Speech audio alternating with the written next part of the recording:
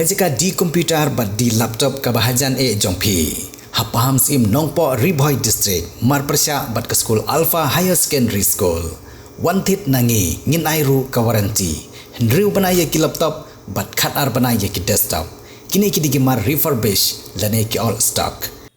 Watla syempat la ban pendap lut ya ka jingsna bat bulut ya barok ki jinon kam ha ka miglaya biological park kabadan ha ka snong umtro Riboy District. Henry nakaliang jung gibor sorkar menta kasngi ke arf nyotrik unai wiang arah jar pusau kila pli pajba ya ke benta baningkong lani ke first phase jong ke jingsna ya ke ni kepang.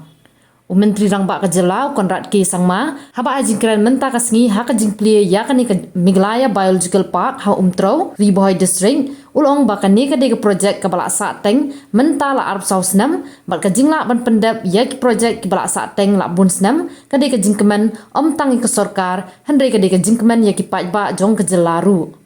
Long ru ba ka jingpli ya ka benta paningkong jong kani ke biological park kan dei ru kalat ban penem bat penne ya kimrat ki bla jandu jan bat ki bajuan poi ha kisnong ki thau bla juyo kem da ki pajba ban yo on bu ha kani ke jaka susul ong ru ban na ka jingla ban pli ya kani ke biological park kan long ru kalat kamai ya ki pajba ban ni persang ban kamai lang ba ka jingwan jong kinong jong kai perthai ha kani ke singi lai don lang ru menteri ketenat animal husbandry and veterinary uba el heng Emily katanya Dr. Celestine Ningdo, ubadairu Chief Advisor ke Sorkar Jela, uba Lakmen Rumboy, uba DP Walang ubadairu Chief Secretary ke Jela, lem bat ki officer nak tenat Sorkar baper bat kiwe.